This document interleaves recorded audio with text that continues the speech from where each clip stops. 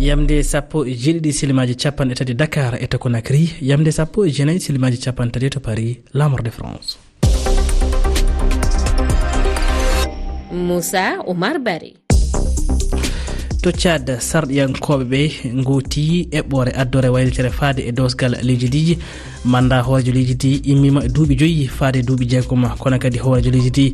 ina wawi joɗade jappere hande o tampi foof hunde nde loldiɓe leydi ndi mettini saabu e biyol mabɓe nde waylitere alda e sariya to Malawi fodde millions ji 7 doddano hande e nder cuuɗi gotirɗi gam suɓade horejo mabɓe leydi ɗum ko hakkude horejo leydi jaltuɗo e candidaɓe 16 woɓɓe tawno e mabɓe horejo kiɗɗo leydi ndi.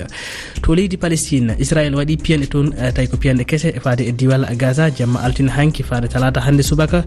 e ko anda taw fodde yimɓe 37 maayi e ɗe piyanɗe woni fandal Israel e de haare ko heɓtude laral Gaza.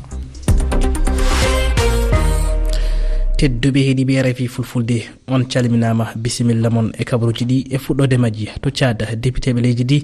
goti eɓɓore waylitere sariya dosgal leydi ndi no e nden waylitere happu manda horejo leydi ndi wattama duuɓi 7 kadi gardiɗo leydi ndi ina wawi ardade ko alda e happu walla mbiyen hande o tampi foof ko e nde yontere faltinde saldu hernanado fanno holliti nde eɓɓore nde ɓe sarɗiyankoɓe cuuɓi wodde hanki kono loldiɓe leydi ndi jaadani e nde eɓɓore. Max Kem Koye horejo fedde politique IDP tambiɗo konngol fedde dawro loldine laamu leydi Tchad andini nde waylitere ɗoftaki sare e nder ɗum ɓe jaadani hen o yewtidi Eminati Diallo. Ce qui s'est passé hier à l'Assemblée et au Sénat conjointement. Ko waɗi keñam to suudu député ɓe e to Sénat to hunde jalnide sannen sabi nuygal sariya leydi wawata waylitede eɓɓore sariyawol nde wonno e sarɗi yinuygal ngal jaatin ana hollita fii goto wawata heɓude manda faaɗo gurdam mum haaɗi ɗum jaatin ana yanni e banggue amen o ngal dosgal sariya godugal komin fawaɓe ko ngal gollira fufu ɗum walda e sariya ɗum waɗi jaatin min landike nami noddi ittugol ngal nuygal sariya sabi kamɓe hoore mabɓe ɓe kolliti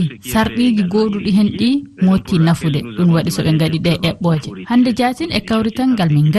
gaɗi noddago fewde e pelle politique lundiɗo laamu ngu de société civile kañum e yimɓe ɓe tawdaka ɗi golleji ɗi kanaka waɗede e leydi ndi tenti noddago fewde e ɓiɓɓe caddu fof ngam no mi mbawiri nangodirde e sakkade nde eɓɓore waylitere so hooreɓe ɓe jaɓali ɓeerago amen ittude ngol sariyawol. Barrer la route à ce projet si le pouvoir n'entend pas raison pour retirer cette constitution.